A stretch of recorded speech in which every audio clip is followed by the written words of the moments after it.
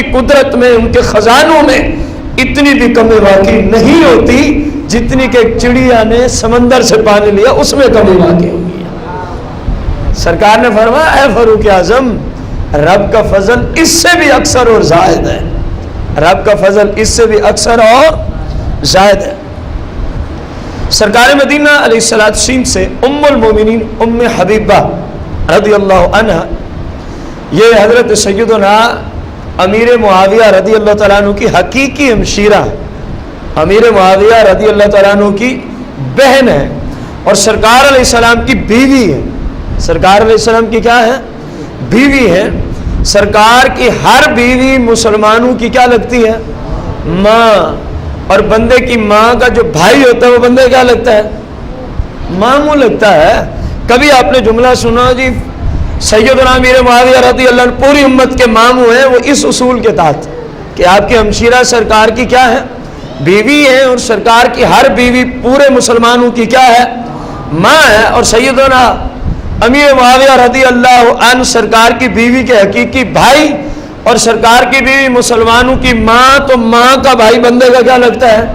ماموں لگتا ہے۔ اس رشتے سے آپ کو کہا جاتا ہے آپ امت کے ماموں ہیں، آپ امت کے کیا ہیں؟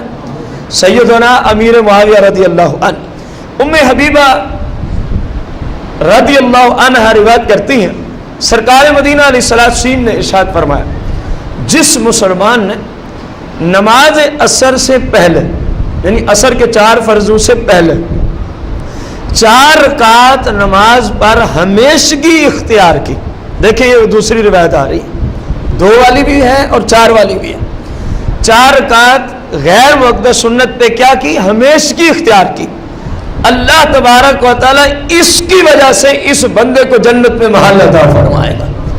اب غور کریں، یہ جتنی نمازوں کا ذکر آ رہا ہے یہ نفل کے درجے میں، کس درجے میں ہے؟ فرض کا ذکر ابھی تک نہیں آیا۔ غور کیا جائے نماز کی برکات کتنی ہے، جب نفل پڑھنے میں جنت میں محل بنا دیے جاتے ہیں اور کھربوں نوافل ادا کریں، ایک فرض رکعت کا مقابلہ کر سکتے؟ جس طرح ایک بندے نے فرض کیا 1 کھرب مرتبہ حج نفلی ادا کیا، اور ایک مسلمان نے صرف 1 حج فرض ادا کیا، اس کے کھرب حج جو نفلی طور پہ ادا ہوئے اس مسلمان کے 1 فرضی حج کے ثواب کا مقابلہ نہیں کر سکتے، کیونکہ فرض کی اہمیت اسلام میں اتنی ہے، نفل کسی صورت میں فرض کے مقابل ہوتے، یہ یاد رکھیں۔ اب سرکار علیہ السلام یہ جو فرما رہی ہے نوافل کا ثواب ہے، نہ جانے فرائض کا رب کی بارگاہ سے کتنا اجر و ثواب بندے کو ملتا ہوگا۔ رسول کائنات فخر موجودات علیہ الصلوۃ والتسلیم نے ارشاد فرمایا، سیدنا عبداللہ بن عمر اس حدیث کے راوی ہیں، سرکار علیہ السلام نے فرمایا جس مسلمان نے رمضان شریف کا روزہ رکھا، کس مہینے کا؟ رمضان شریف کا روزہ رکھا اور شریعت کے مطابق رکھا، یعنی صرف بھوکا اور پیاسا نہ مرتا رہا بلکہ پورے جسم کے تمام اعضاؤں کو روزہ تھا، ہاتھ، پاؤں، کان، آنکھیں، ہر چیز کو روزہ تھا، یا سادہ لفظوں میں روزہ رکھا تو ہر طرح کے گناہ سے اپنے آپ کو بچا لیا، تبھی ہر اس کا روزہ پورا ہوتا ہے جب بندہ ہر طرح گناہ سے بچے۔ تو سرکار مدینہ علیہ السلام نے ارشاد فرمایا اس رمضان کے 1 روزے کی وجہ سے جو اس طرح پورا کیا جائے اللہ اس مسلمان کے لیے جنت میں ایک پورا گھر بنا دیتا ہے۔ غور کریں، لیکن شرط لگائی سرکار علیہ السلام نے کہ روزہ رکھے اسلام کے مطابق، روزہ رکھ کے گناہ نہ کرتا رہے، روزہ رکھ کے چغلی غیبت نہ کرتا رہے، روزہ رکھ کے فلمیں ڈرامے نہ دیکھتا رہے، روزہ تو رکھا ہے نماز ہی نہیں پڑھی، اگرچہ روزے کی فرضیت ادا ہو جائے گی، روزہ رکھا اور نماز ایک بھی نہ پڑھے، فرض روزہ ادا ہو جائے گا، لیکن یہ جو اجر و ثواب ہے، فضیلتیں ہیں، یہ ختم ہو جاتی ہیں۔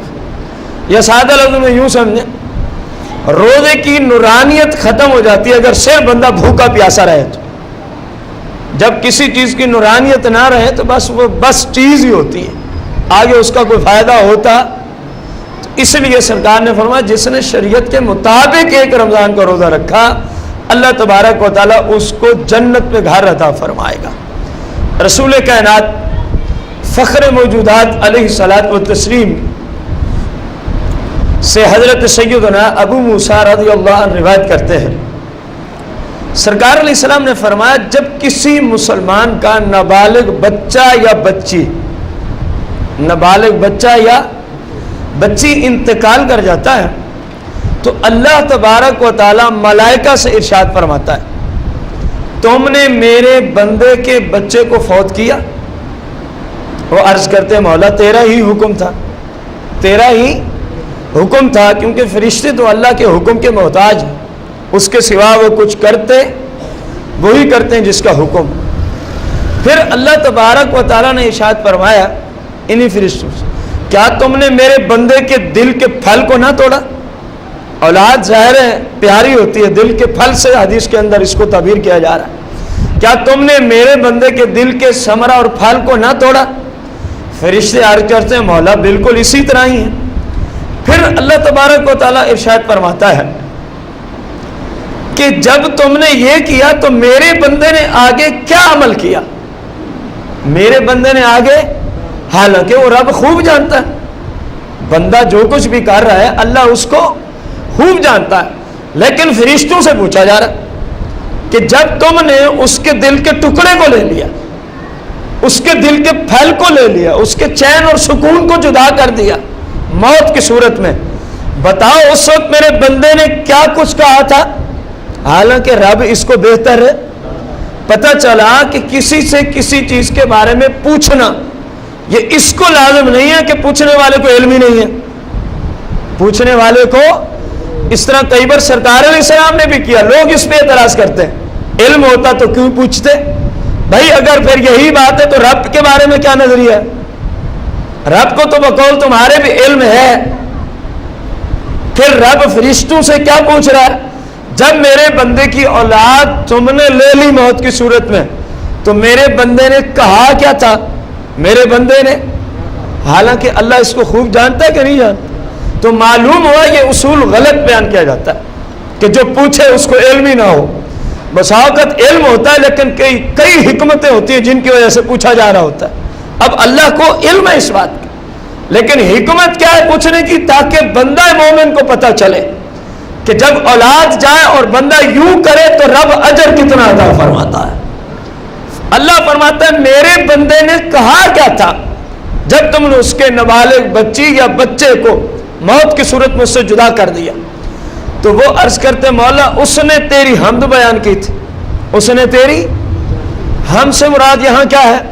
انا للہ و انا الیہ راجعون پڑھا تھا، یا اللہ اس نے کوئی گلہ کوئی شکوہ شکایت تیری شان میں کی، اس نے تیری رضا پہ صبر کرتے ہوئے اتنا ہی کہا انا للہ بے شک ہم اللہ کے ہیں، و انا الیہ راجعون اور ہم اسی کی طرف ہی لوٹ کے جانے والے ہیں، اسی کی طرف ہی لوٹ کے جانے۔ یا اللہ اس نے تو تیری حمد بیان کی تھی۔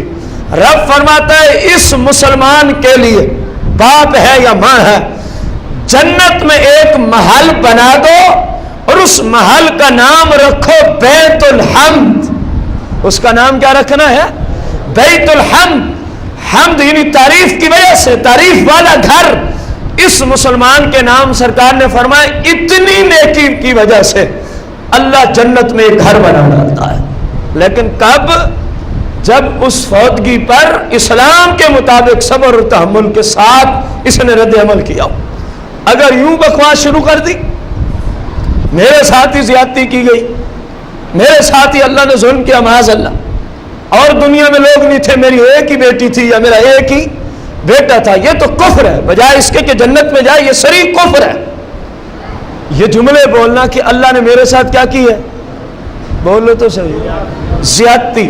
زیادتی کون کرتا ہے؟ جو ظالم ہوتا ہے۔ زیادتی کون کرتا ہے؟ جو ظالم ہوتا ہے۔ یہ عام فام لوگ جملے بول دیتے، کسی کا نوجوان خصوصاً بیٹا یا بیٹی چلی جائے نا، یا کسی عورت کا شوہر خصوصاً قریب میں جب جن کی شادی ہوئی ہو تو یہ جملے اکثر ملتے ہیں ہمیں، اللہ نے ہمارے ساتھ اتنی بڑی زیادتی کی، استغفر اللہ علیہ وسلم، اور دنیا میں کوئی نہیں ملتا تھا، میرے تو ابھی بچے چھوٹے چھوٹے تھے، میرے شوہر کو موت دی، یہ نا انصافی نہیں ہے تو کیا ہے؟ یہ ظلم نہیں تو کیا میرے بھائی یہ سارے جملے سری کفر ہیں. کفر کیوں ہے؟ کیونکہ ان جملوں کی وجہ سے معاذ اللہ کو ظالم کہا جا رہا ہے. اللہ کو کیا کہا جا رہا ہے؟ یار یوں نہیں سمجھ آئی تو یوں ہی سمجھ لو. ایک بندہ کہتا ہے فلاں بندے نے میرے ساتھ زیادتی کی ہے, فلاں بندے نے میرے ساتھ. اب سمجھنے والے کیا کہیں گے؟ یار کوئی ظالم ہی ہوگا. زیادتی وہی کرتا ہے جو ظالم ہوتا ہے, جو ظلم کرتا ہے. حالانکہ قرآن کہہ رہا ہے ان اللہ لا یظلم الناس شیئا ولکن الناس انفسهم یظلمون. بے شک اللہ کسی کے ساتھ ذرا برابر بھی زیادتی نہیں کرتا. ولکن الناس انفسهم یظلمون. یہ لوگ ہیں اللہ کی نافرمانی کر کے اپنی جانوں پہ خود ظلم کرتے ہیں. اپنی جانوں پہ کیا کرتے ہیں؟ ایسے جملے بولنے والے کا تو ایمان ہی جاتا رہے گا, چاہے جا کے وہ بیت الحمد کا امیدوار بنے. بیت الحمد لینے کے لیے ضروری ہوگا یا اللہ ہم تیری رضا پہ راضی, تیرا ہی دیا ہوا تھا, تیرا ہی ہمارے پاس یہ مال تھا, اگر تو نے لے لیا تو تیرا اپنا ہی تھا, اگر تو نے لے لیا ہے تو تیرا. جیسا کہ قربان جاؤں صحابہ کرام کی سوچ پر. ایک صحابیہ شوہر ان کا کام کاج پہ گیا دن کو, پیچھے ان کا ایک بیٹا انتقال کر گیا, تو بیوی نے اس کو ایک کمرے میں سلا دیا, اوپر کپڑا ڈال دیا. شوہر شام کو کمائی کر کے مزدوری کر کے واپس آیا.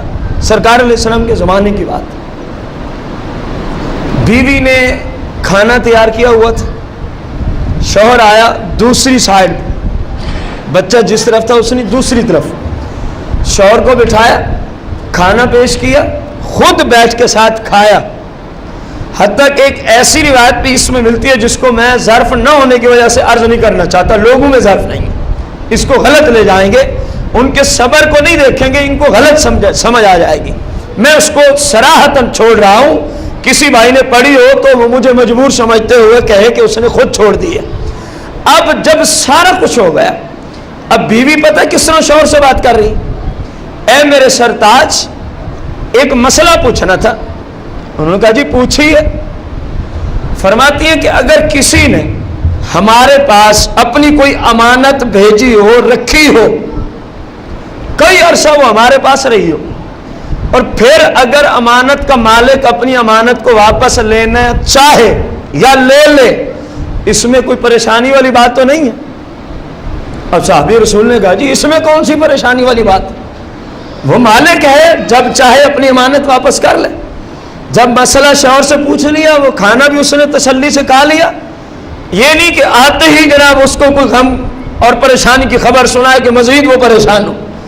سکون سے کھانا کھایا, گفتگو کی, مسئلہ پوچھا, پھر کہا اچھا اس طرح ہے, ہمارے پاس ایک امانت تھی, ہمارے پاس ایک اللہ جل شانہ کی, وہ ہمارا فلاں بیٹا آج انتقال کر گیا. صحابی رسول نے کہا انا للہ و انا الیہ راجعون. ایسے لوگوں کے لیے یہ حدیثیں ہیں بھائی صاحب جو اللہ کی رضا پہ راضی رہیں, جو اللہ کی رضا پہ راضی رہیں, جو 200 معاذ اللہ بکواس کریں, ان میں سے اکثر کفریات ہوں. ایسوں کے لیے تو پہلے اگرچہ جنت ہو, اب ان کفریات کی وجہ سے وہ جہنم کو جائے گا. جیسا کہ حدیث مبارکہ کہ بندہ بسا اوقات ایسا جملہ اور کلمہ بولتا ہے جس کی وہ کوئی پرواہ, حالانکہ اللہ کے ہاں اتنا سخت ہوتا ہے, اسی ایک جملے کی وجہ سے رب اس کو جہنم میں بھیج دیتا ہے. زبان کی حفاظت کتنا عام ہے. سرکار علیہ السلام کا یہ فرمان ہے علیہ السلام. تو بندہ جب بھی بولے کم از کم زبان سے تلفظ ادا کرنے سے پہلے سوچ لے کہ میں کیا بول رہا ہوں, کس ہستی کے بارے میں بول رہا ہوں. اب یہ کہنا کہ اللہ نے ہمارے ساتھ زیادتی کی ہے, ظلم کیا ہے, ناانصافی کی ہے, یہ صریح کفر ہے. ایسے بندے کو تو اسلامی دوبارہ قبول کرنا پڑے گا, چاہے جائے کہ وہ بیت الحمد کا جناب والا امیدوار بنے. تو سرکار نے فرمایا اس کو بیت الحمد دیا جاتا ہے جو شریعت کے مطابق فوتگی ہو جائے تو بس انا للہ و انا الیہ, بقایا آنکھوں سے جتنا مرضی آنسو جاری ہو جائے, اسلام میں اس کی اجازت, آنکھوں سے آنسو جاری ہونے کی ممانعت نہیں. سرکار علیہ السلام کے ایک شہزادے سیدنا ابراہیم رضی اللہ عنہ کا انتقال ہو گیا. سرکار علیہ السلام نے ان کو گود میں لیا ہوا, اور سرکار مدینہ علیہ السلام کی نورانی آنکھوں سے آنسو مبارک جاری. صحابہ کرام نے عرض کی یا رسول اللہ آپ بھی یہ؟ فرمایا اسلام میں اپنے رشتہ داروں کے مرنے پر آنکھوں سے آنسو بہانا تو منع نہیں ہے۔ اے صحابہ یہ دل میں ایک الفت ہوتی ہے جو آنسوں کی صورت میں آنکھوں سے بہہ پڑتی ہے، آنسوں کی صورت